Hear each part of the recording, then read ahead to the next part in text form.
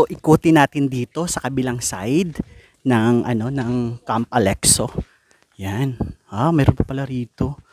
Ay, may tilapia. Yan. Dito. Yan. Magkano yung kilo ng tilapia dito po? 170. Naman. So ito yung isang side din, sa kabilang side.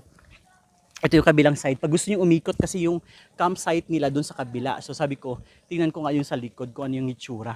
So ito yung itsura. Dito sa medyo parang harapan na siya. Pero hindi na siya masyadong ina-access. Baka kung marami na yata, baka pwede na itong i-access. Yan, dito. Yan o. Yan, ito. Wala, may bahay pa doon o. Yun ang ganda o. Right? Hindi natin alam yung bahay. Parang medyo may na. Parang lumang house na, no? Yan. Ganda. Here, tingnan mo. At saka, Carabao grass yung dito. Sa ilalim yun, Carabao grass. So, ikot-ikot lang kayo talaga. Tapos, hanap lang kayo ng magandang angle para magkaroon kayo ng ng magandang selfie dito sa Camp Alexo. Yan. Meron din doong bahay, Ikot ko yung camera para makita niyo. Yun, 'di ba? Malumang bahay, pero maganda pa din siya. Hindi ko alam baka sa may-ari 'yan. Tanungin natin pag makapunta tayo doon. Ikot tayo.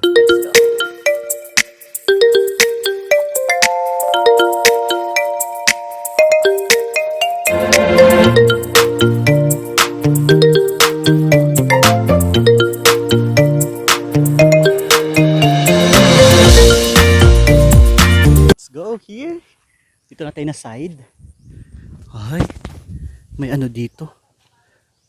May mga fish pond na maliliit. Okay. Parang sariling bahay yata yung nandito eh. Okay. So meron dito parang bahay. Bahay talaga siya. Yan, dito. Yan sa likod. Okay. So punta tayo rito. Baka may baka may tawag niyan. Baka may aso. Okay, pwede kita pumasok dito. Pwede kaya tayo dumaan doon. Titingin natin. Tao po. Pwede kita umikot doon. Baka bawal. Baka bawal. Pwede pumasok doon? Hindi. Bawal. Uy, pwede pala daw. Let's go. Punta tayo dito. Yes, yan. Pwede daw pumasok. Yan, baka kasi may aso makagatay, di ba? So yan. Ganda pala rito sa area na to Yan ang ganda nung Ay, may pa-music pa. Galing-galing. Right, dito tayo. Ang ganda pala dito sa likod meron pa paano dito Pa-extend Ano po? Wow. Nice din. Nice din dito. Parang dito yung harapan. Tapos dun sa kabila yung side. Ano siya ng tilapia. Yung side na yun, Kung napansin nyo, sobrang ganda. Dito, may extend din. Parang private siya rito, Yan, Wow. Parang nandun yung mga may-ari, Yan. Sobrang ganda. Right? Pwede din. Yan. Pag mag-extend ka dito, kasi nga yung ilalim niya, yun, yung ilalim niya is dagat na siya, ay lake na siya. Yan. So mayroon dito, pag nakaharap ka doon, yan. Ito parang siya, talagang sa may-ari, yung bahay. So, yung campsite doon sa likod. Pero pag pwede ka naman daw pumasok dito, pero hindi yata siya masyadong ina-access baka pag marami kayo. Tapos pag picture yata pwede din naman dito sa Camp Alexo. So, yan, yung dito ganyan May harap ko yung camera ha. Yan. Yun yung kabila yung side. 'Di ba ang ganda? 'Di ba? So sobrang sulit. Sabi ko nga sa inyo, ang pinanggalingan namin, doon yung pinanggalingan Kung napansin niyo, ito yung pinanggalingan. Doon yung pinanggalingan namin. Tapos meron din doong mga may mga black, yung mga black na yun kung nakita niyo sa dulo, yung part na yun, Wait lang ha. Yan, yung black na yan, pwede rin kayong magstay diyan. Right? Kung gusto nyo. Pero mas maganda na magbangka kayo kasi parang exclusive here para makapunta kayo dun sa Camp Alexo. So, you can stay there dun sa back, dun sa pinanggalingan natin. Dun kami nagsistay. Pero doon umikot lang tayo. So, yun yung makikita mo sa likod. Diba? Ang ganda. Yan. At saka meron pang parang pagoda dun. So, may huwag na tayong pumunta roon. Right? Hanggang dito na lang tayo. May kayaking din is available, yun oh. May mga kayaking din sa part na yan. So pwede ka din yata dyan. So makipag-coordinate ka lang doon sa kung mga magkano. Okay, tingnan natin yung mga nila, yung mga kubo-kubo kasi ang cute. Right? Ang cute nito.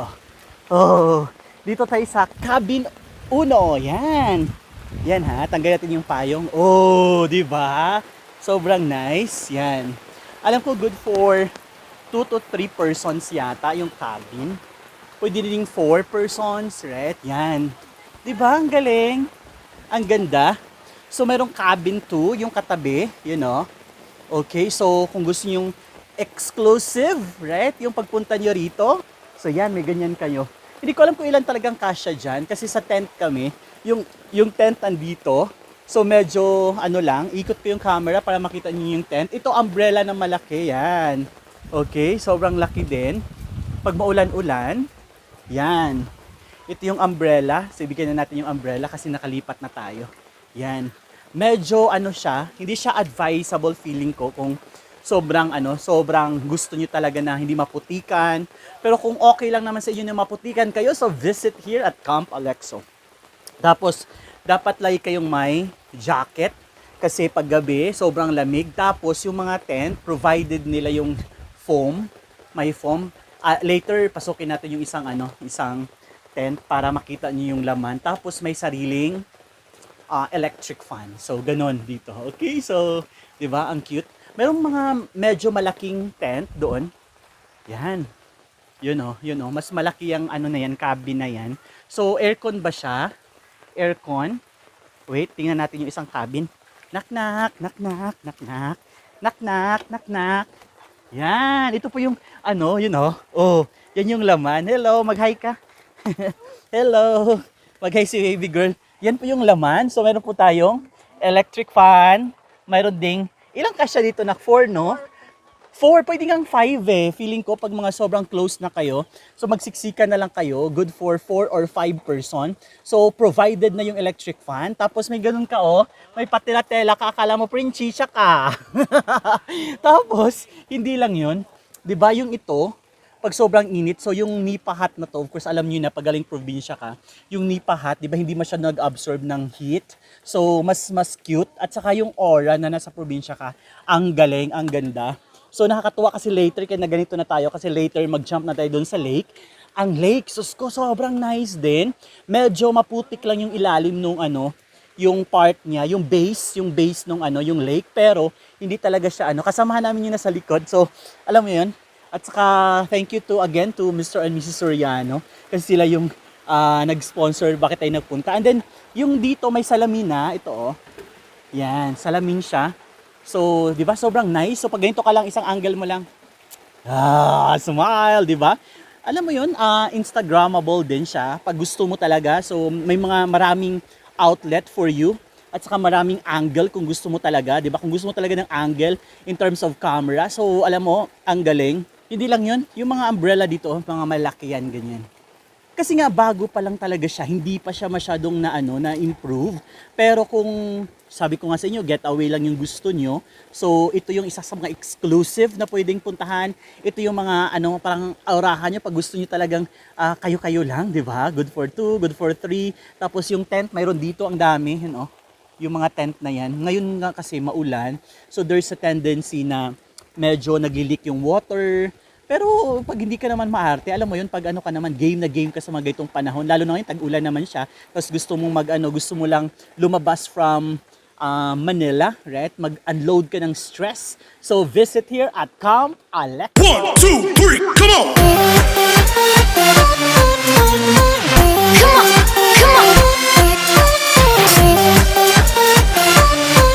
Good morning! Hi! Happy birthday, Ken Ken! Happy birthday, Ken Ken! Ingat! Happy birthday, Ken! Happy birthday, Ken! Happy birthday! Happy birthday, Ken! So, papasok tayo ng isang tent para makita nyo kung ano yung nasa loob ng tent, di ba? Pag pumunta kayo rito, hindi lang yung mga ganyan, cabin-cabin yung mapuntahan nyo. Right? Yung range nito, itatanong natin doon sa kabila kung magkano yung range ng mga cabin. Right? Alam mo ba, Day, magkano? 800 per person daw. Okay, so kayang-kaya yan, Diyos ko Lord, dito. Okay, so dito tayo. Pasokin natin yung laman ng tent. Okay? Takbo tayo. Kasi maulan. Right? Mga tok tayo dito. Hello, pero alam ko wala ng tao dito kasi nag-swimming sila. Oh, pero open yung tent. Yan oh. Yan yung loob. Pero sa labas, mayroon din kayong maliit na ano. Yan oh. May maliit kayo ng table para for example, gusto niyo lang mag-chill-chill. Right? Mag-chill-chill lang kayo kasi alam mo yun kahit maulan. Tapos ano, wow, mag-chill-chill lang kayo rito. Yan oh. Tapos front kayo ng, alam niyo na, yung napakagandang lake. Right? You know. Yan. Tapos yung loob, here, silipin natin. Kasi andun kami sa kabilang tent eh. Yan. Yung pinakalaman niya, ito yung isa sa mga tent, good for 2 to 3 persons. Yan. Meron silang, ano, yung foam na manipis. Right? Yan oh. May foam na manipis. So, good for 2 to 3. Pero pag gusto niyo magsiksikan, pwede naman, di ba? The more siksik, the more happy. Bago tayo mag-swimming, punta natin yung mga CR nila, yung facilities nila. Baka kasi, di ba, pag isa yun sa mga ano, highlight, pag pumunta tayo ng mga gala, di ba? Yung tinitingnan natin yung facilities. So first, yun na nga yung mga kubo na yun. Very nice yung kubo. Wala kang questions doon. Napakaganda. Tapos, yung ito, yung pathway nila, medyo may problem kasi walang mga drainage yung pathway kasi nga bago pa lang. So talagang ano yun, acceptable. Kasi nga 'di ba, parang sabi ko nga, parang hindi pa siya umano ng 2 to 3 years yata, hindi pa nag ano ng ganun. So yan, yung pathway, yan oh, bago pa lang oh, may mga kahoy pa nga na nakaano. Tapos may dimotor sila yun oh. Yan, pag sa tubig, pag nakulangan ng tubig. So dito, yan si Madam po talaga yung sponsor namin. Andito si Madam, yan, nagluluto si Madam, yan. Ito yung kusina nila. Ito yung kusina nila. Thank you so much, Madam. Right? Yan so, Madam. Yan po yung store nila, oh. Yun, isang ano lang, isang pasok lang din, so accessible. Meron kayong, libre yata dito, Madam, ng mga ano, no, gamit. Oh, tapos may mga gasol na din. Tapos ito yung facilities na yung mapapansin nyo. Ito yung bathroom. Ito yung bathroom nila, may tatlo. Ito yung, of course, yung bathroom, isa lang. Tapos for women, here. And then for men, doon na toilet. So, yan yun. Yan yung itsura niya. Paglayuan natin, yan. Yan yung itsura niya.